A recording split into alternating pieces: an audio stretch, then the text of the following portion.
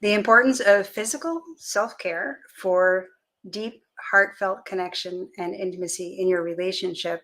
This is Shauna White, relationship coach for spiritually awake couples, coming to you with showerhead right after a workout.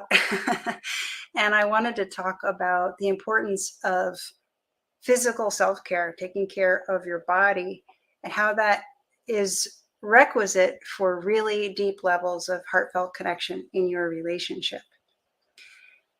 One of the ingredients for a passionate, intimate connection and a heartfelt connection is physical vitality, because your body chemistry affects your sense of well-being and your mood.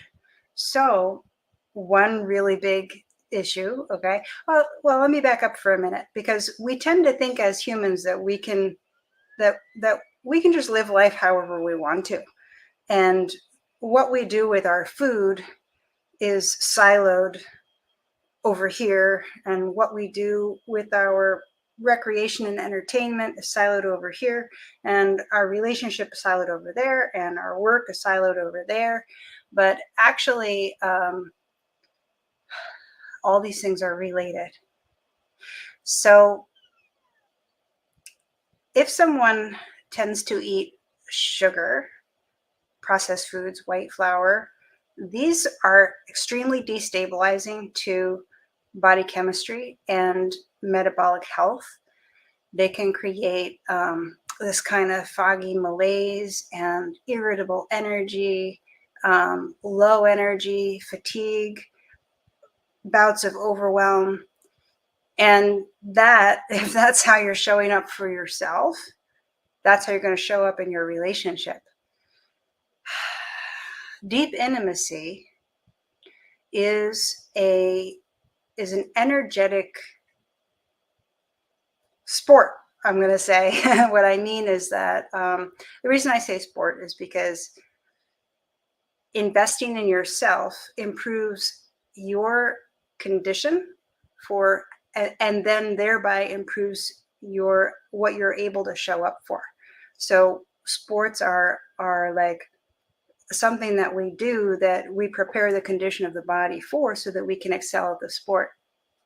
Well, intimacy, and I'm talking about energetic, heartfelt connection in your relationship, that yes, also is expressed in terms of physical intimacy, but really I'm talking about at the energetic level, which can be expressed in verbal communication, nonverbal communication.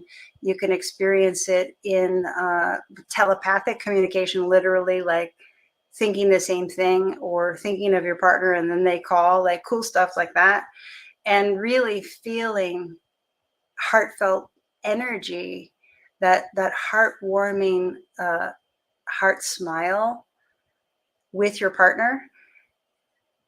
So in order to be available for these things, you need a certain level of well-being in your body. So what you eat matters. I know that people, alcohol and coffee are both things that people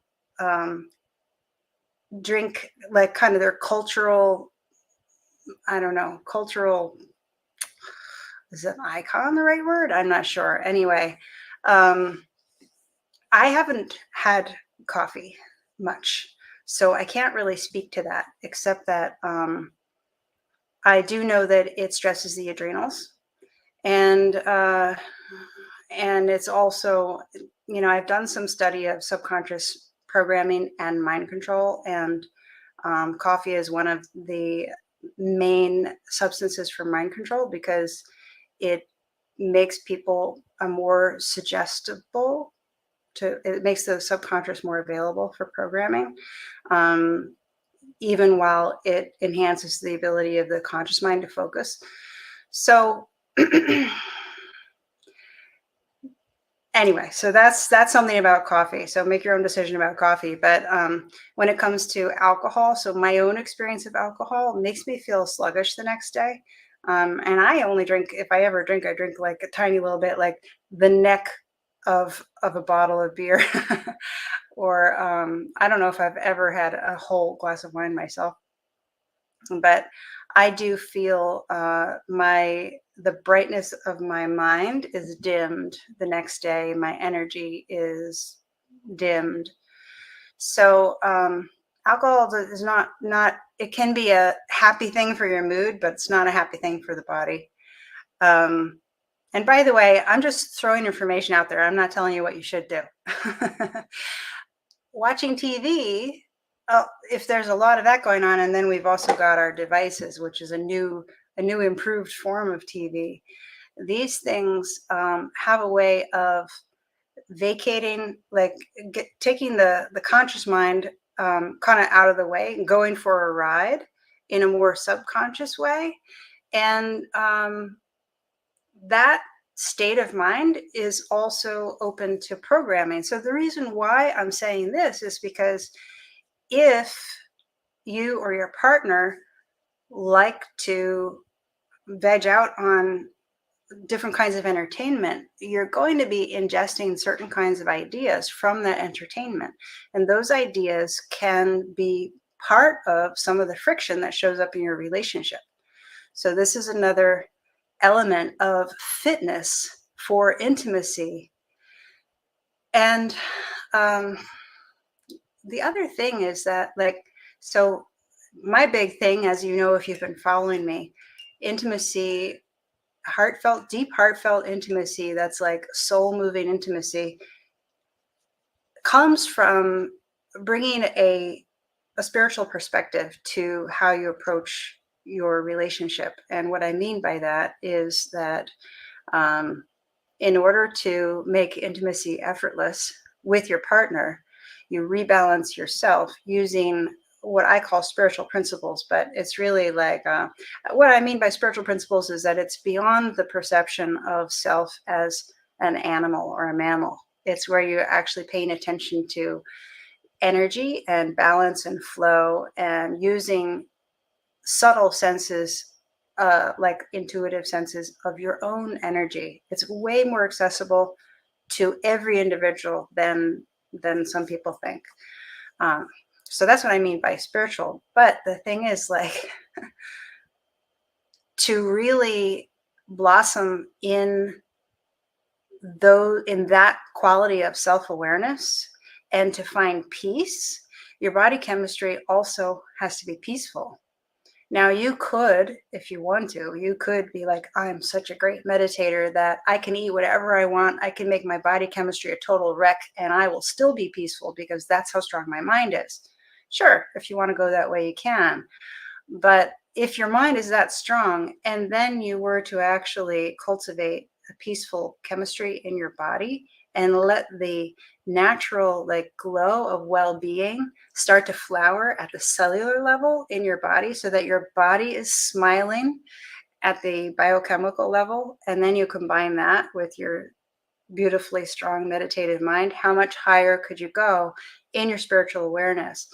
The more clear, the more peace that we can create in our inner space, the more balance we can show up with in our relationship. And when it comes to heartfelt intimacy of the quality that I'm talking about, um, I'm talking about actually merging with your partner energetically at the highest level.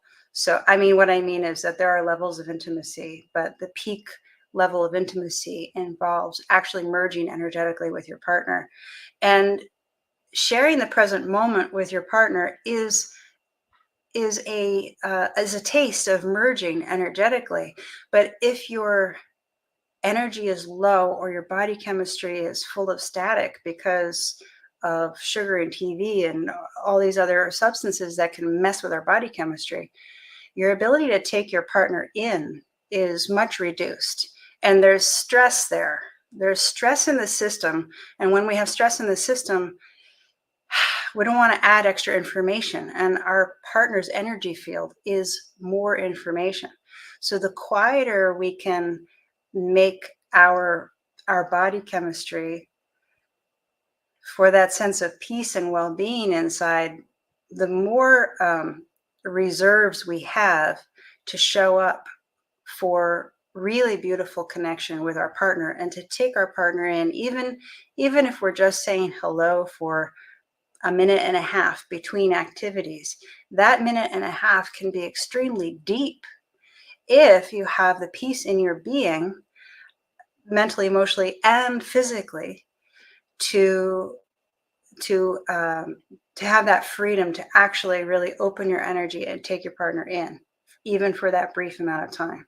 So even if we're busy, if we are optimizing our wellness, that helps, makes it much easier to still fit in deep intimacy, even amidst the busyness. And then, of course, we would want to set time aside that's longer than a minute and a half to connect with our partner. And then that can go really deep. So, anyway, I just wanted to represent to you the importance of physical vitality in our ability, allowing us to be available to connect deeply. For people who are satisfied with a more superficial level of intimate relationship where there's physical intimacy and there's, hey, how are you, and I see my partner the same way I saw my partner yesterday and the day before that, and it's cool, let's have a burger and watch, I don't know, I haven't watched TV in so long. I'm like, and watch the Addams Family. I don't even know if the Addams Family is still on TV. I have not watched TV since I was 14 years old, and that's a long time ago. So anyway, yeah, for people that are comfortable with that depth, that more superficial style of connection, then it's fine. Everything I just said doesn't matter that much.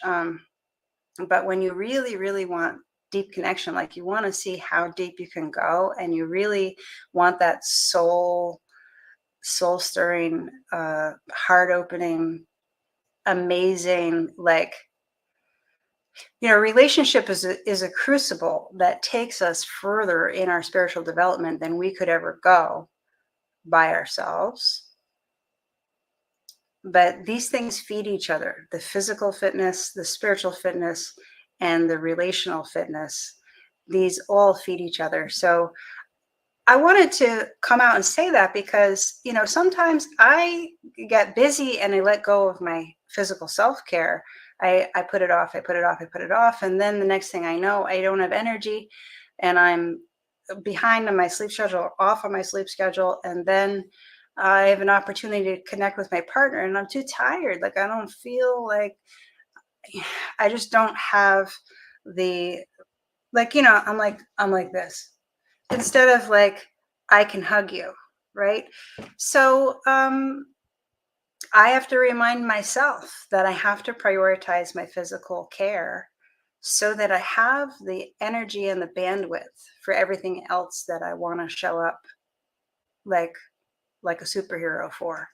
So if you want superhero intimacy, then really find a way to prioritize your physical vitality.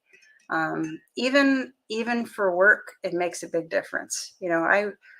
I'm always connecting with people through the computer. So my work doesn't involve physical movement.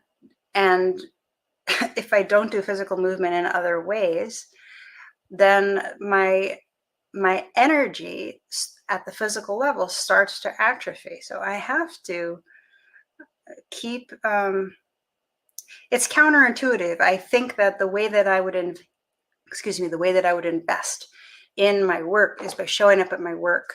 But this is why I have to keep reminding myself, no, the way that I show up at my work in an amazing way so that I can fulfill my purpose like full bloom is by postponing the time that I start work and actually going out there and going for a walk or doing a workout or whatever. So I think we all need a reminder of how to prioritize things so that we get the most out of every aspect of how we want to show up in our life. So hopefully this was meaningful for you, and I'd love to hear any of your thoughts about it in the comments or in direct message if you prefer. And I will